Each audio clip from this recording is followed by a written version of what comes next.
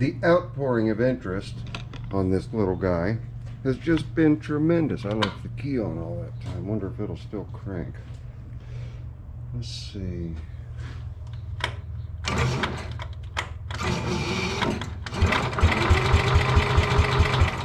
See if it'll still start. How about that? Definitely a cold start. I haven't been out here since I shot the video. Posted the video the same day. Let's see how this thing does for a cold start. Give it just a little bit of throttle, a little bit of choke. How about that?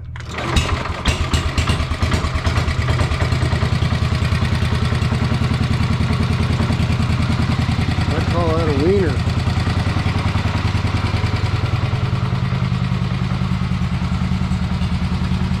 And it is just so quiet. Okay, so what has the interest here been in this? Back her up a little bit. Oh, I got the brakes set. Hang on.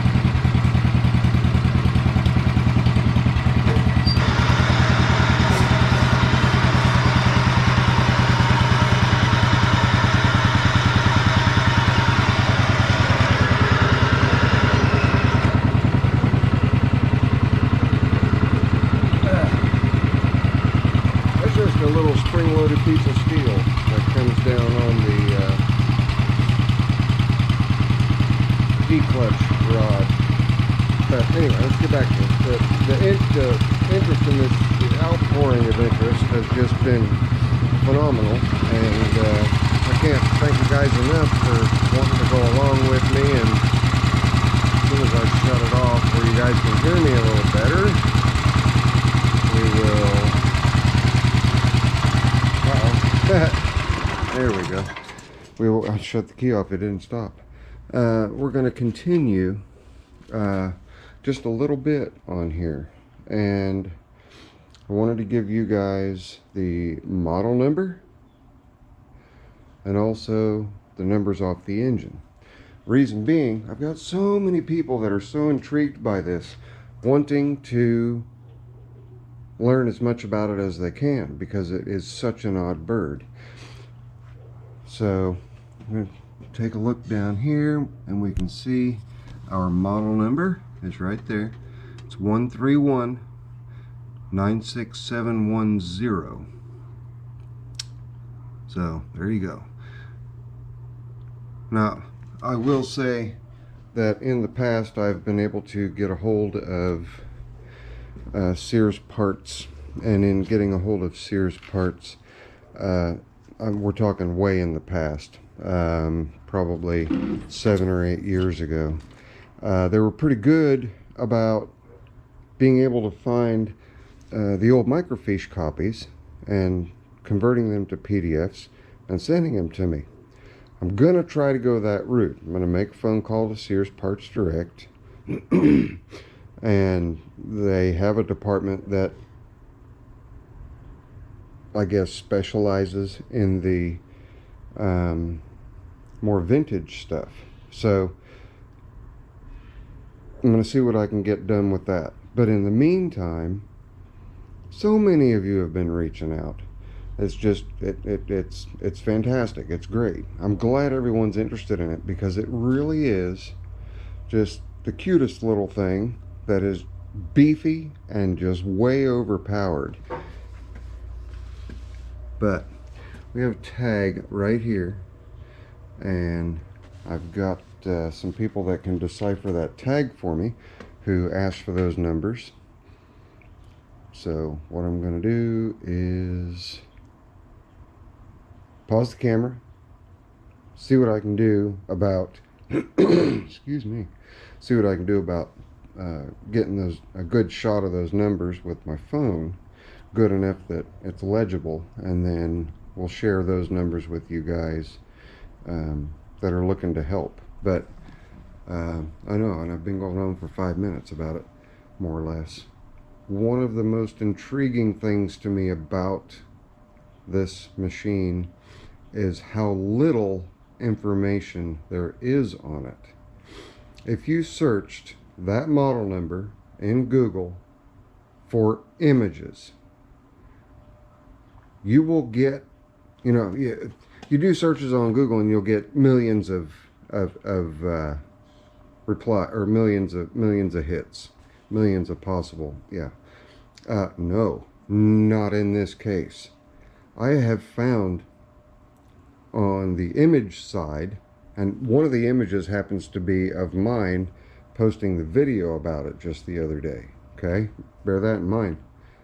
There were 6 results. Let me repeat that. 6, S-I-X. That's it. That's all of the results that came in on this mysterious old Sears Craftsman. I've had some people say they think it's either 68 or 69. They're saying solid state ignition did come in around that time, but you know, the best way to definitively determine, I guess, the closest age of this machine is to get those numbers off of the engine itself. So Sears usually has their own little way. Like, I've got a bunch of Sears 500s that are actually Briggs engines, but they start with, you know, Series 500, and then there's a part number after them. We have lost a really good resource for things like that when ASECC, that's American Small Engine Collectors Club, went offline. It broke a lot of people's hearts. But there are still ways around that to figure out what the year is of this engine. Also had comments about the fuel line being externally mounted instead of running through the blower housing like most Tecumsehs do. But if we look here, it has little chrome buttons on either side. Well, that one's a little rusty. Just plug-off caps, and they look original to me. Somewhere in one of these drawers I have a few of them. Let's see if I can find them here. Where are they at? Here. See, it's just like that, only obviously smaller. But anyway, all right, let me pause the camera, get the numbers off this engine, and then I'll pop the camera back on so we can try to determine together what exactly we've got here. We do know that it's a Rally Roper, which eventually became AYP. We do know that it's a Tecumseh 10 horse with electronic ignition that Tecumseh was so proud of. We also know that the deck bevel gearboxes, the pair of bevel gearboxes, are made by Peerless. We know little bits and pieces. We'll try to put the whole puzzle together. Hang on. Okay guys, I had it in portrait mode, the camera in portrait mode, and I don't think it flipped over, so I need to repeat everything that I just said, more or less verbatim. What do we have as far as a model number and a serial number? Well, we have model number 143-599012. I will put that down in the description, as well as the serial number, which is 9049.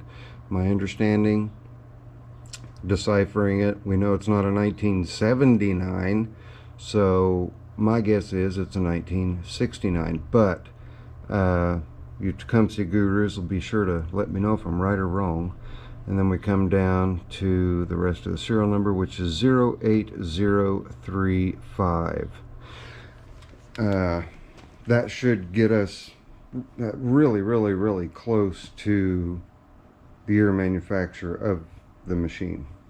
The 6869 is ringing true to me just by the styling cues that this thing is giving, and by a number of the Roper and Rallies that I've seen with very similar front grills.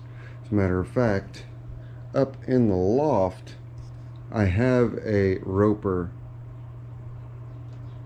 front grille with headlights that looks very, very similar to that. So that's what we're trying to figure out. And since you guys have been so awesome trying to assist me in this, I figured I'd give you as much information as I possibly could. It's just a cute little bugger, and it'd be nice to know what year it was made. But for whatever reason, it's not coming easy. We are not getting a definitive year. So hopefully with those engine numbers and with the help of you fine folk out there that are just loving to help research, we can figure out when this thing was made. Now, final closing thoughts. This should certainly show up in a Sears catalog. So anybody with access to a 1968, 1969, 1970 Sears catalog, check and see if it's in there. I've had one individual tell me that it retailed when it was new for $699, but I don't know where that information came from. May have come from the catalog.